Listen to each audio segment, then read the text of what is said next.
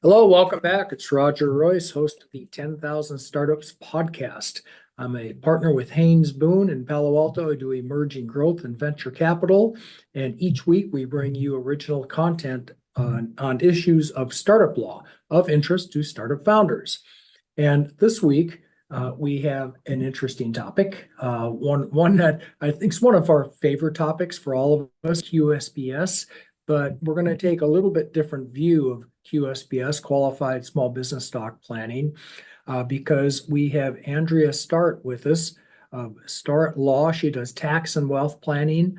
And we're going to talk about the QSBS exemption, basically from the standpoint of the individuals and some of the planning opportunities that the individual can do, especially using trusts.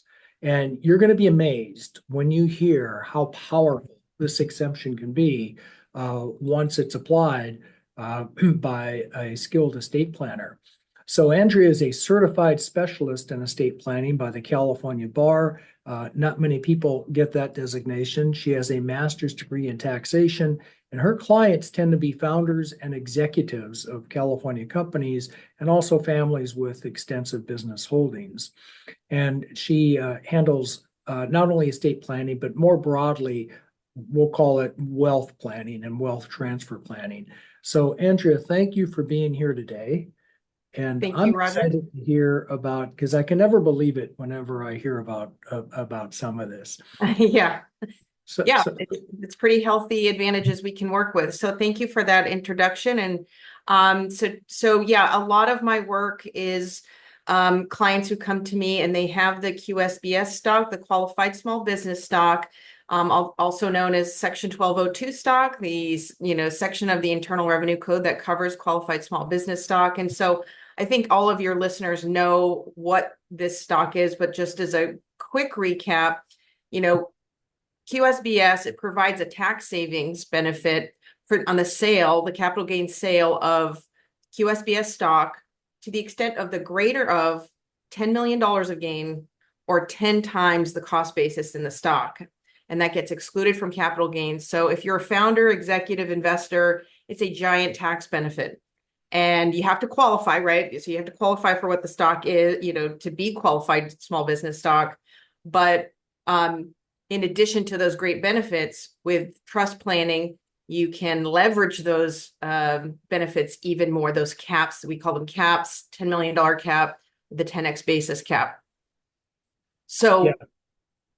do you want me to just keep rattling through? So I think everybody knows to qualify, the company has to be a C Corp.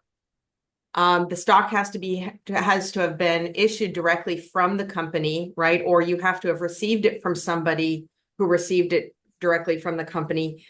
You either received it by gift or inheritance, right? You didn't just buy it from somebody else. At the time of the stock issuance, the gross assets of the company cannot exceed $50 million. And so, there's some care that has to be taken to make sure some later investment, didn't, and then there was an issuance after that, didn't sort of blow that part of the test. You have to be holding the stock for 5 years. And that time period tax, right? So if you receive the stock, and then you gift it into a trust, as we're going to talk about today, that time period tax. And then of course, there's a whole slew of tests that we're not going to go into today about, the qualifying trade or business, right? So Roger, you and I can't be C Corps that can issue stock that qualifies qualified small business stock because we're professional services corporations. So there's a whole host of things that qualify and lots of things that don't. Right. So okay, that's a good summary. Good summary. So why don't we kind of dive right in on kind of the one thing you said, that it sounds like a little thing as you're going through these requirements, but it's huge. In fact, back when I used to do what we call tax products, we used to say we're going to find that mouse hole and drive a semi truck through it. Okay. And the mouse hole here is what you said. The stock has to be originally issued or acquired by gift or inheritance. Okay, so tell me, what is the planning opportunity that's in Yeah. So so there's two planning opportunities, right? One has to do with basis, right? But the one I'm going to talk about first, though, is using trusts. And I also want to talk a little bit too about how married individuals play into this, because it's a big question for a lot of clients, right? So trust is probably the number. So when we're talking about basic, increasing basis exemptions, there's some tools there. But with trust, it's about increasing your $10 million cap. So remember, you have a $10 million cap and then the 10x basis cap. So the $10 million cap is something called stacking, right? How do we stack? We create additional taxpayers, right? So the section 1202 of the code gives each taxpayer a $10 million cap. You can create additional taxpayers by creating non-grantor trusts. So just very briefly, there are irrevocable trusts, and these are different from your revocable living trust that many of you do for your basic estate planning. This is an irrevocable trust that is distinct from you in terms of being a separate tax entity, right? So it pays its own income tax and is a totally separate tax paying entity. Now, if Roger has QSBS stock and he creates a non-grantor irrevocable trust for each of his children, each of those trusts is going to have an additional $10 million of exclusion of a cap. So now, instead of just having $10 million of cap, he's now maybe created $40 million of cap by creating those additional trusts and by transferring stock to those trusts. Okay, let me pause on that. Yep. So we all get the significance of that. Let's say I have stock now and I paid very little for it. And I get a $10 million exemption from right. tax. So if I sell $10 million a gain, no federal tax, assuming it meets all the other requirements of QSBS. So now but I got 4 kids, we'll say, and I want them to have some of this benefit. So I create, because the stock's worth way more than 10 million. So I go create 4 trusts and I give some stock to each one of those trusts. Now, each one of those trusts for each of those kids has $10 million. So now I've just multiplied my exemption by 4. Correct. Yep, you sure did. So amazing. This is very commonly done. I have clients come in and it's real simple when they've got, a couple kids, or, it doesn't have to be children. People create them for their family, parents, brothers, sisters, as many people as you feel like being generous with. Now there is a limitation here. Some people say, well, can I just create a million, 1,000 trust, right? And theoretically you could. The Internal Revenue Code, Section 6, I think it's 643, does say that if you have multiple trusts that have substantially the same creator, grantor, substantially the same beneficiaries, and are created with the purpose of avoiding tax, the IRS is going to collapse those, right? So generally what we're doing is we're creating trusts that are different enough. And so the easiest way to do that is in your example. You have 4 kids, create 4 trusts, right? Maybe if you wanted some more exemption, if you were that fortunate to have that much appreciation, maybe some other family members. But you're going to be able to do as many of those as you'd like. Yeah. Now I gather you said a non-grantor trust. I gather you want to do this early to minimize the gift tax consequences. Is that right? Correct. Right. So there's 2 big benefits to this, right? So setting a QSBS aside, it's even clients who don't have this type of stock, it's very common for people to come to us and say, okay, I have this stock. It's worth $1 a share right now.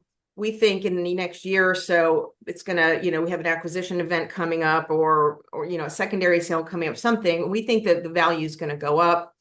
We want to transfer the assets to my kids in a trust or whatever. And we want to do that to leverage the differential in value. And so what that means is, if anyone's familiar with the estate tax exemption, the federal estate tax exemption and gift tax exemption, when you make transfers from yourself to others, that's subject to the federal gift tax. And each of us has an exemption amount that changes. It's set by Congress and it changes all the time. Right now, it's a little over $13 million per person. So if I transfer $1 million of stock to a trust for my child, I'm using $1 million of my exemption, which means I'll have $1 million less on my death, right? So if you can transfer something that has a low value relatively today, $1 a share, but I know it's going to be $5 a share in the next couple of years, I'm using less of my overall exemption on that transfer. So as you just mentioned, Roger, you're combining that type of principle with the QSBS, and it's a double benefit, right? You're taking stock that's low value, you're transferring it into a trust, you're using less gift tax exemption, a federal gift tax exemption, and you're allowing for stacking of your $10 million QSBS exemption. Gotcha. Now, it's interesting. It's the $10 million, right? Because the 10 times basis doesn't really help me out a lot here, does it? Because of the way the gift tax basis carryover work. Is that correct? Right. And so, right. So most people, I mean, I would say that majority of my clients don't have a lot of basis in their stock, if any, right? They were granted as employees, or they were the founders themselves. And they haven't taken the steps to build basis with, valuing maybe intellectual property or anything.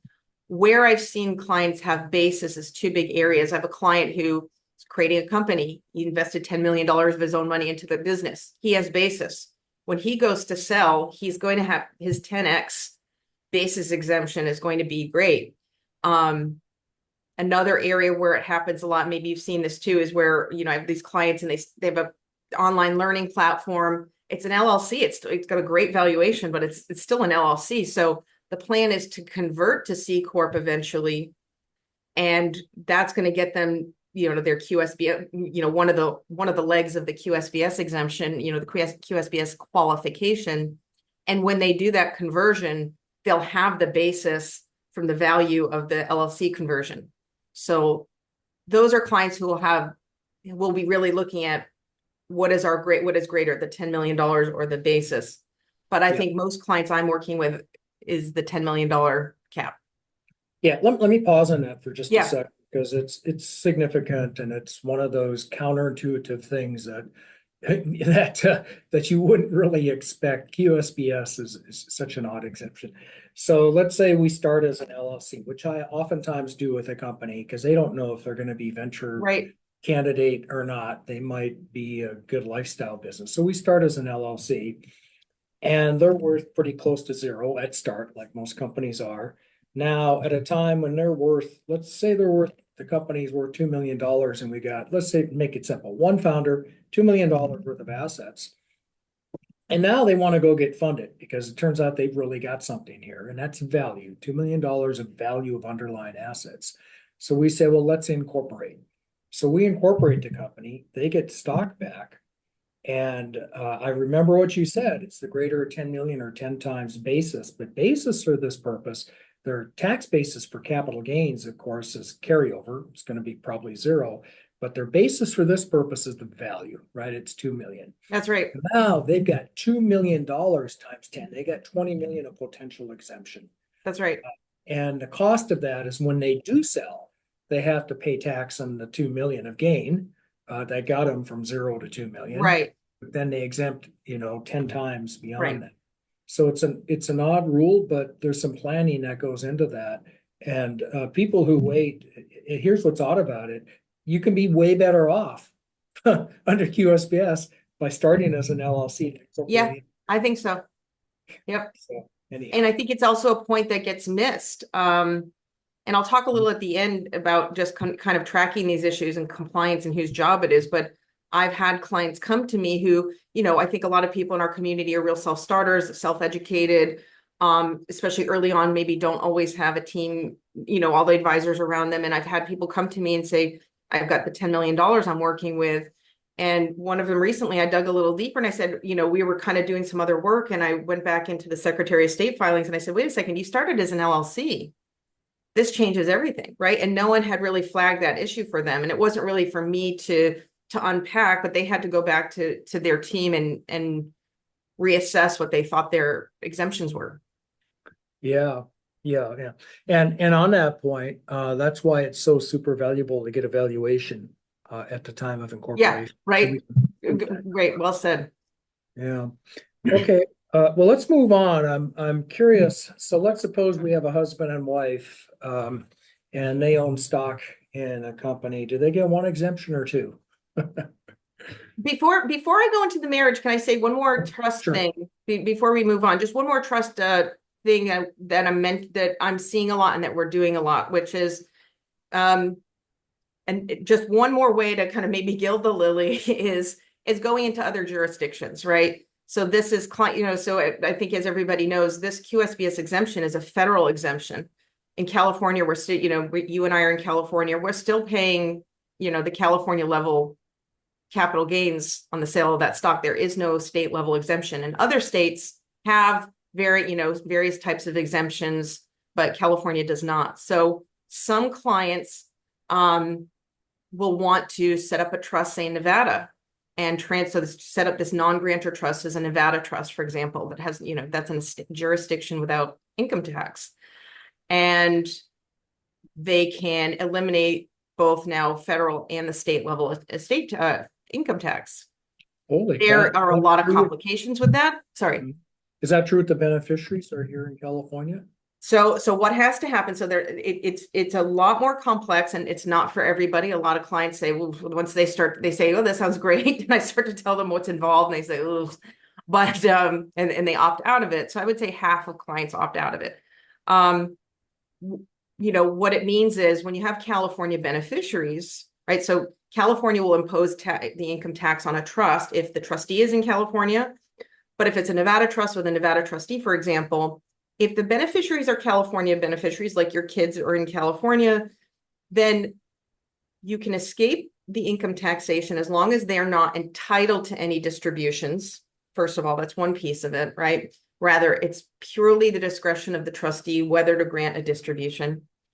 But then also at the time of any distribution in the future, let's just say the trustee decides in 10 years to make a distribution to a California beneficiary, there's going to be the imposition of the throwback tax, which is pretty bad, which is saying all the tax that would have been imposed back then, had this been a California trust back at the time of the sale of the QSBS stock, we're going to impose it now.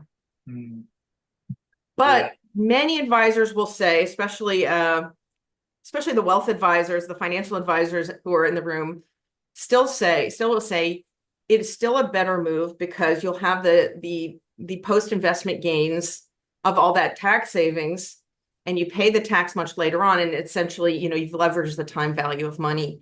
So some people kind of do the math and decide, yeah, let's do that. And maybe we don't, this really works for clients where the dollar amounts are so big where it's maybe conceived that those out-of-state trusts might not even be used in this generation, right? Maybe we've created some trusts in California that are going to be used for college, for home down payments, for other lifestyle issues, but maybe the out-of-state trusts, we're not going to use them for another 50 years.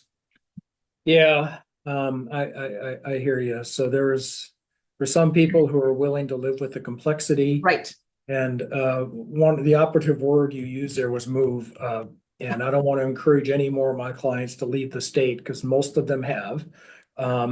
But I've got venture capital clients who've moved to Texas or Florida or Nevada or a place like that doesn't have an income tax, and all of their income is QSBS gain. So they basically live in a tax haven. They pay no federal tax and they pay no state tax. They're in that state. Right. And it's like, and here you and I are sitting here in California, paying what, 50% in our, on our income. So it's just such a huge benefit. It's just humongous.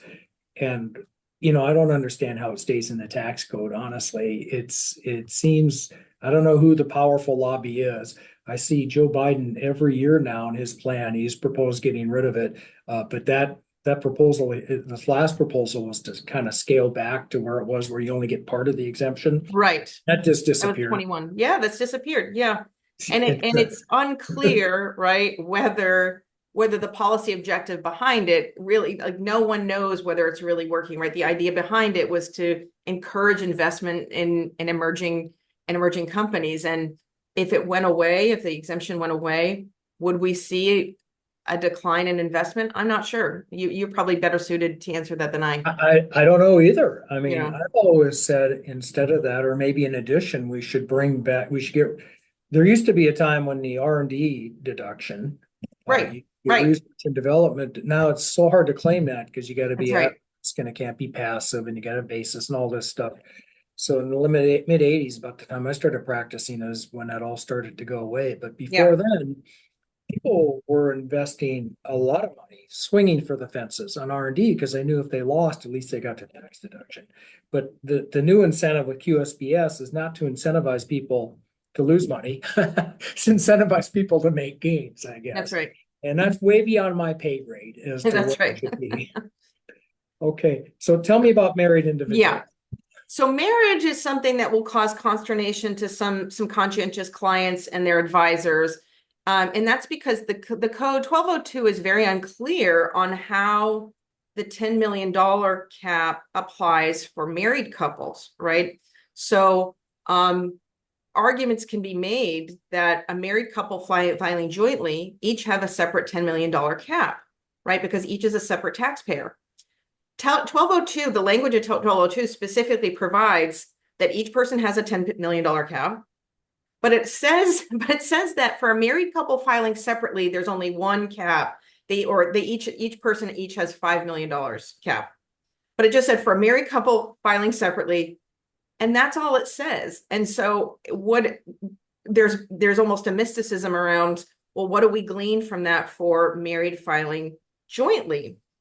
And some argue that, okay, well, by inference, the same should apply. A married filing jointly couple should also each get, $5 million.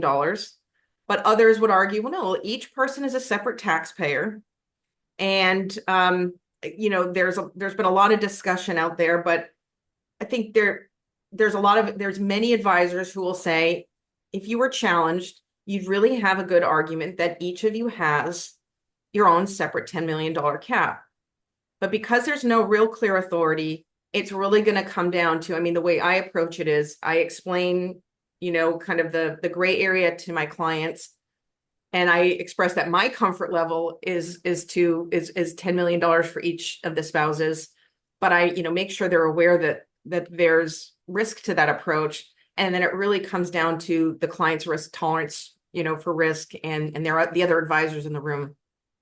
Yeah, I've even seen legal opinions, tax opinions to that effect. Right. Which, like, wow. But people, honestly, people are going way out on a limb, I think, on QSBS for some reason. And I think because it's just not challenged that often. That's For right. example, here in this valley, when somebody gets a safe, they treat it as though they've been issued stock for that 5-year holding period purpose. Right. And Right. that's in fact some of the standard forms of safe you can go download off the internet. They have a little clause that say we all intend this to be stock for QSBS purposes. But it's debt. Well, I intend to be 6'3" Right, and right. really good looking too. It doesn't mean that I am, right? Yeah. The workaround that we do, so I do agree that people, I do have, and I think, that maybe is the sort of personality profile of the people here and why we are so successful in this area in these companies is there's a certain tolerance for risk taking. So it's like, well, if I do this, why don't I take some more risk while it's here? One thing that people could do if they say, well, geez, I'd really like to be able to have more exemption with it, with a spouse, but I'm really uncomfortable. I'm not in the mood. I don't have the time for a challenge, or I don't want to risk it. Is you can create a non-grantor trust for your spouse, and so you could say, okay, we have some of this stock, and if it's in California, if it's community property, you could transmute some of it to separate property. And then you could make a gift for your spouse into a non-grantor trust. It's a trust that's known as a SLANT in some circles, a spousal lifetime access non-grantor trust. And that's kind of a tricky trust to create because by default, a trust created for your spouse is a grantor type trust, a trust that cannot get its own additional exemption. But with some clever drafting, you can create a SLANT for your spouse. And that would be one way to sort of get more exemption and benefit your spouse. So that's I like that. That sounds really elegant. That just gets you around the whole issue. Right. Yeah, and that's not been tested either, I assume. I I don't see any reason why that wouldn't work, but yeah, I mean, I'm not aware of any challenges. Yeah. Okay. Well, in the last few minutes we have, are there any other planning strategies that you'd like to touch on here that we haven't? I think we hit the big ones.